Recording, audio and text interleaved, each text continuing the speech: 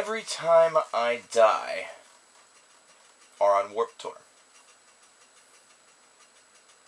Every Time I Die are on Warped Tour.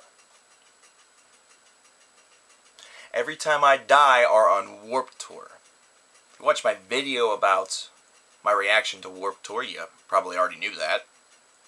If you don't live under a rock, you may know that. If you care at all about Warped Tour, you definitely know that. By the indications of this album, from Parts Unknown, that we're about to review, they are one of the best elements of Warped Tour. One of the best things that Warped Tour has to offer here in 2014, because for the majority of the remainder of the product that you're getting from Warped Tour, this is a highlight. This would be a reason to go to Warped Tour if you wanted to pay the amount of money that it is to see essentially like one or two bands. Yeah. So, how do we describe Every Time I Die? How do we do it? I have a way. It's one of those, two bands walk into a bar jokes, only make it like 7. So, the Dillinger Escape Plan, Bad Religion, Black Flag, System of a Down, Billy Talents, At the Drive-In, a couple other bands, walk into a bar. They say hello to Between the Buried and Me, who are on a table here, over here just hanging out and thinking about what they're going to do next after the Parallax sequence has been done, or now that the Parallax sequence has been done. They get a couple drinks, they get liquored up, they get kind of friendly, and then they decide to go back somewhere and have one of the weirdest fucking orgies in history. And for some strange reason, this door was open, and then one of the dudes from Crowbar just decided to waltz on in and say, "Hey guys, can I join in?" And they're like, "Sure. Look at all the fucking penis in this room. One more ain't gonna hurt." Every Time I Die. Literally a very, very difficult band to classify simply because they take so many elements of a couple of different genres, a couple of different ideas. They're able to infuse it in their sound, and it makes them a very tough band to classify. And you know what? You don't need to classify them. That's the thing. All that you need to know is that you're going to find them in your heavy metal section at your local record store, and that From Parts Unknown is an album that you're going to want. This disc, this 12-track, 31-minute long album, yeah, 12 tracks, 31 minutes. We're talking there are some tracks that are a minute and a half long. Has all the elements that you could probably really want in something, especially if you're a DEP fan. Dillinger Escape Plan, for those of you who are not good with acronyms. This is chaotic. This is crazy. This is at times confusing, mind-bending. And this is definitely something that has a very violent taste, a violent sound to it.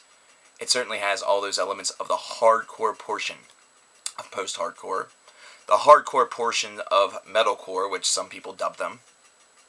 Anything that you could consider to be hardcore, this definitely has the element. But wait, stop. Before you start mentioning some of the other cores, such as deathcore, or before you start saying, well, man, hardcore is really annoying, it's really not all of that great, it's not what it used to be, take a listen first.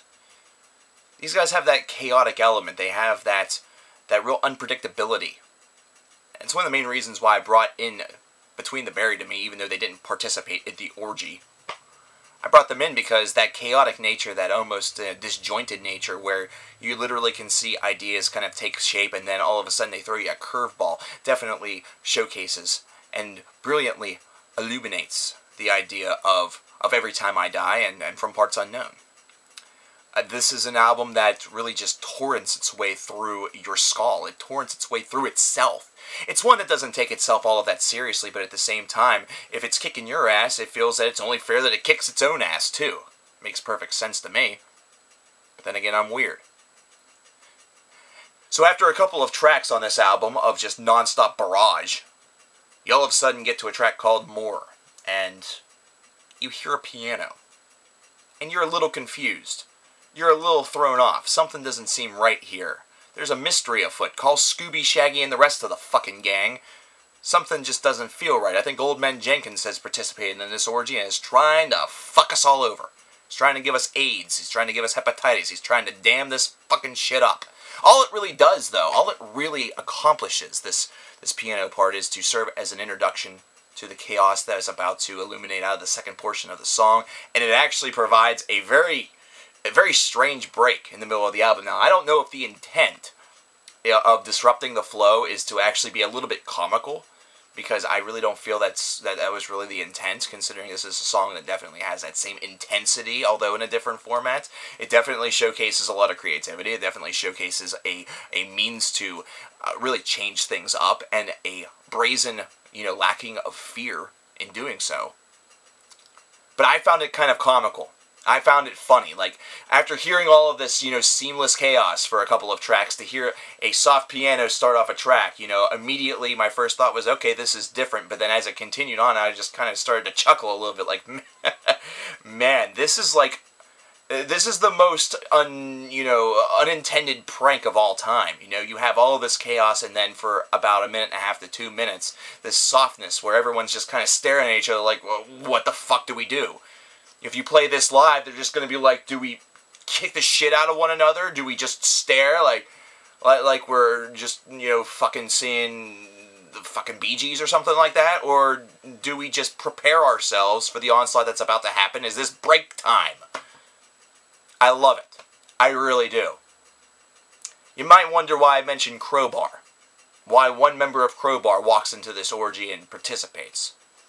Well, consider the second to last track on this disc. You hear a riff on there for the latter portion of about 1 minute and 12 seconds that definitely bears that sludge signature. Sludge is something that isn't necessarily just bands such as Crowbar, I Hate God, Corrosion of Conformity, Down, things like that. It also includes a lot of incantations and varieties of the, what we consider to be the punk genre, what could be considered to be many other different genres. And you hear that in this track. You also hear some elements of thrash in this track. Once again, the indescribable variety that is here, that makes Every Time I Die such a unclassifiable band, is once again at its strength and its peak. And that's no joke. This whole album is no joke. This album is for real.